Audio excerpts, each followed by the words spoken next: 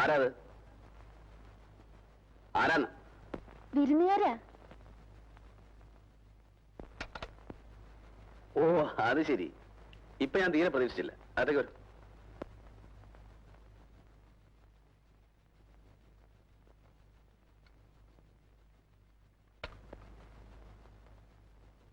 പഠിച്ചിട്ടൊന്നുമല്ല. ഒറ്റയ്ക്കിരിക്കുമ്പോ വെറുതെ വാസന കൊണ്ട് എന്തെങ്കിലുമൊക്കെ വായിക്കൊന്നേ ഉള്ളൂ.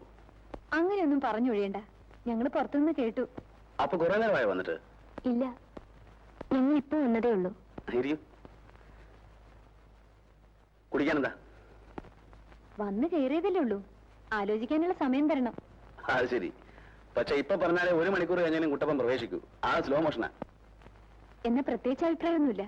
ഡോക്ടറുടെ തീരുമാനത്തിന് വിട്ടിരിക്കുന്നു. ശരി.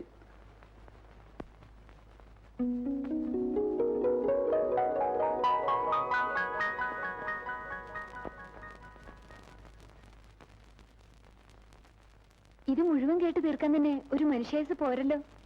പഠിക്കുന്ന കാലം മുതലേ ഉള്ള എന്റെ ഒരു ശീലമാണത്. മ്യൂസിക്കിനോട് താല്പര്യമുള്ളവർക്ക് വേണമെങ്കിൽ റിസർച്ച് നടത്താം. ക്ലാസിക്കലുണ്ട്, നാടനുണ്ട്, പുറമേ നിന്ന് വരുത്തിയവയുണ്ട്. ലോകത്തിലെ വിവിധ ഭാഗങ്ങളിലെ സംഗീത പദ്ധതികൾ ശ്രദ്ധിച്ചു കേട്ടാൽ എല്ലാ സംഗീതത്തിനും ചില പൊതുവായ സ്വഭാവങ്ങളുണ്ട്. അത് നമ്മെ ചിലപ്പോൾ അത്ഭുതപ്പെടുത്തും. എന്ന് ഞാൻ ഇറങ്ങട്ടെ? അതെന്താ? അല്ല, നമുക്ക് ദഹിക്കുന്ന വിഷയങ്ങളല്ലല്ലോ ഇതൊന്നും. കേട്ടിരുന്ന് ഇടയ്ക്ക് എന്തെങ്കിലും അഭിപ്രായം പറയും. അത് അബദ്ധവും.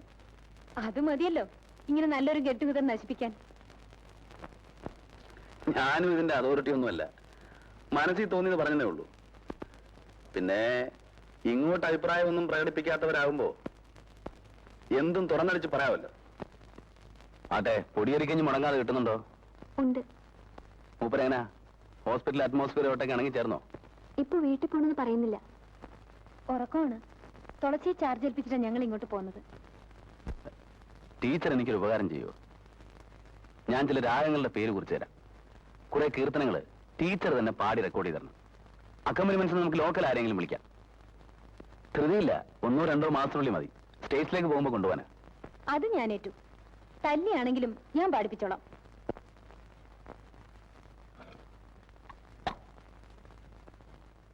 കുട്ടപ്പാ, അല്ല നമുക്ക് അത്താഴം ഇവിടെ ആക്കിയാലോ? മറ്റൊരു ദിവസമാകാം. ഇന്നത്തേക്ക് അവിടെ കരുതിയിട്ടുണ്ട്. തന്നെയല്ല, കാവേരി കൊടുത്താലേ മൂപ്പർ എന്തെങ്കിലും കഴിക്കൂ. ഓ, എന്നാൽ ഇനി ഞാനധികം താമസിപ്പിക്കുന്നില്ല. പക്ഷേ അതിനു മുമ്പ് എനിക്ക് ചെറിയൊരു ആഗ്രഹമുണ്ട്. A humble request. ടീച്ചർ ഒരു പാട്ട് കേൾക്കണം. പെട്ടെന്ന് ആവശ്യപ്പെട്ടാൽ വരുത്താവുന്ന നല്ല പാട്ടെന്ന് എനിക്കറിയാം. എന്നാലും ആ ഒരു ആശയാണ്. എന്താ ടീച്ചറെ? എന്നെ ടീച്ചറിന്ന് വിളിക്കണോ? ഓ ജീസസ്, സ്വന്തമായിട്ടൊരു അഭിപ്രായം പറഞ്ഞല്ലോ. ഇനി ചത്താലും മതി. ഇനിയിപ്പോ എനിക്ക് ഇത്തിലൂടെ സ്വാതന്ത്ര്യം എടുത്ത് ആവശ്യപ്പെടാം. എന്താ, ബുദ്ധിമുട്ടുണ്ടോ?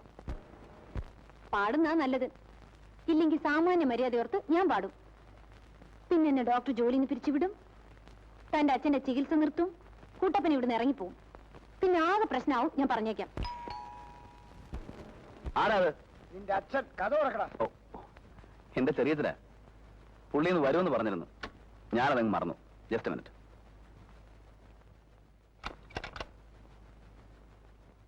എന്താടോ സന്ധ്യയ്ക്ക് മുമ്പ് കട അടച്ച് കിടപ്പായോ?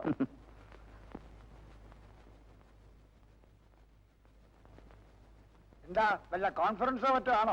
ഒന്നുമില്ല. ചെറിയച്ഛൻ ഇരിക്കും. ഇത് എലിസബത്ത്, എന്റെ ഹോസ്പിറ്റലിലെ സ്റ്റാഫാ. ഇത് Kaveri, music college teacher.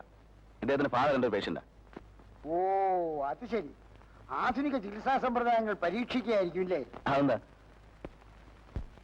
Music is the remedy for all diseases. എല്ലാ അസുഖങ്ങളെയും ഭേദമാക്കുന്ന ദിവ്യ ഔഷധമാണ് സംഗീതം. അങ്ങനെ ആരെങ്കിലും പറഞ്ഞിട്ടുണ്ടോ? ഇല്ലെങ്കിൽ വേണ്ട, ഞാൻ പറയുന്നു. അത്തരം പുതിയ വല്ല പദ്ധതിയും ആവിഷ്കരിക്കാനുള്ള ഉദ്ദേശമുണ്ടോ ഡോക്ടർ സാറിന്? ധൃതിയില്ലെങ്കിൽ ഇത്തിരി നേരം കൂടി ഇരിക്കാം. രസിപ്പിക്കുന്ന കാര്യം ഞാൻ ഏറ്റു. രാത്രിയാണ് എന്റെ വിനോദം. അത് ഈ അസമയത്ത് തന്നെ വേണോ ചെറിയച്ച? ഇപ്പൊ അവരിറങ്ങട്ടെ. ശരി, അപ്പൊ പിന്നെ നാളെ കാണാം. അല്ലെങ്കിൽ മറ്റന്നാള്. കുറച്ച് ദിവസം ഞാനിവിടെ ഉണ്ടാവും.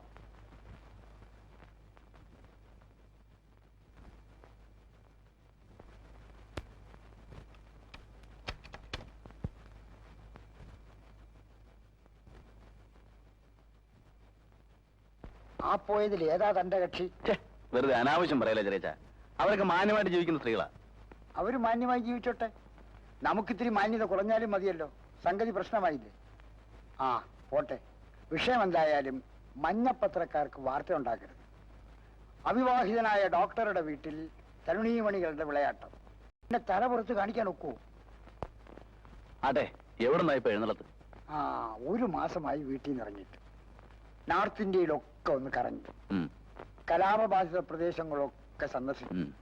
അഹമ്മദാബാദ്, കൽക്കത്ത, പഞ്ചാബ്, കുറെ ഫോട്ടോസ് കൊടുത്തിട്ടുണ്ട്. വല്ല പത്ര റിപ്പോർട്ടും തയ്യാറാക്കാനുള്ള പരിപാടി ആയിരിക്കും. പത്ര റിപ്പോർട്ട് വട്ടുണ്ടോ നിനക്ക്? സത്യം സത്യമായിട്ട് എഴുതിയാൽ ഏത് പത്രം പ്രസിദ്ധീകരിക്കും? ഇത് ജനങ്ങളെ ഉദ്ബോധിപ്പിക്കാനൊന്നുമല്ല, കാര്യങ്ങൾ നേരിട്ട് കണ്ട് മനസ്സിലാക്കാൻ, അത്രേ ഉള്ളൂ. എന്നിട്ട് എന്തൊക്കെ കണ്ടു? ആ, ഒക്കെ പറയാം. അതിനു മുമ്പ് നീ കുടിക്കാൻ എന്തെങ്കിലും എടുക്ക്. ചായ എടുക്കട്ടോ അതോ ജ്യൂസോ? നിന്റെ അച്ഛന്റെ കുടിക്കാൻ എന്തെങ്കിലും എന്ന് പറഞ്ഞാൽ ചായ ഒന്നും കാപ്പിന്ന് വേണോ? ചൂടാക്കാൻ എന്തെങ്കിലും. ഞാനും ഇപ്പൊ കഴിക്കാറില്ല. മാന്യന്മാർക്ക് കഴിച്ചുകൂടാന്നുണ്ടോ? ഞാൻ വരുമെന്ന് പറഞ്ഞിരുന്നതല്ലേ? മോൻ തപ്പ്, ഒരു വെടിക്കുള്ളത് കാണും. ദൈവം എന്നെ അങ്ങനെ പരീക്ഷിക്കില്ല.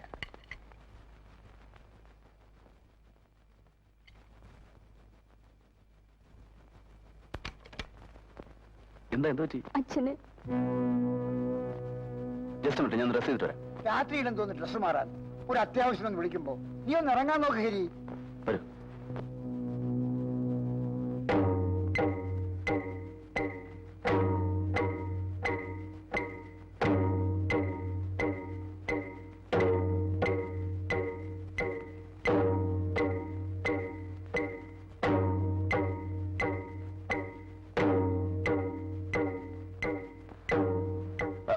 എല്ലാരും ഒന്ന് മാറി നിൽക്കണം പ്ലീസ്.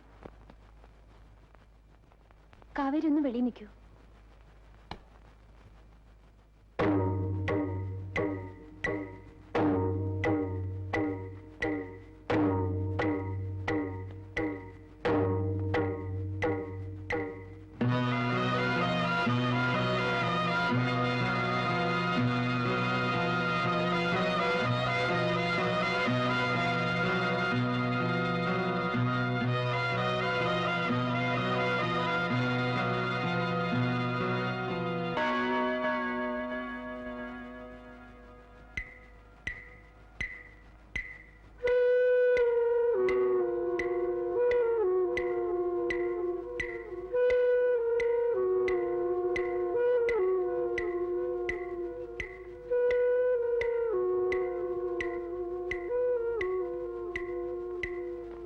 I'm sorry.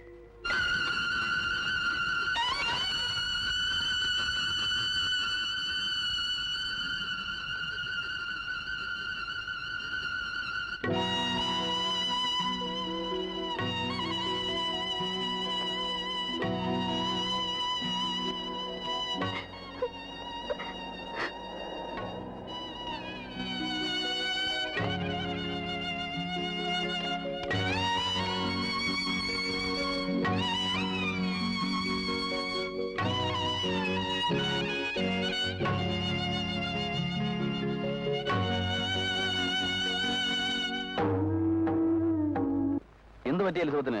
എല്ലാവരും വിട്ടുപോകാനുള്ള വിഷമം കൊണ്ടാണോ അതോ?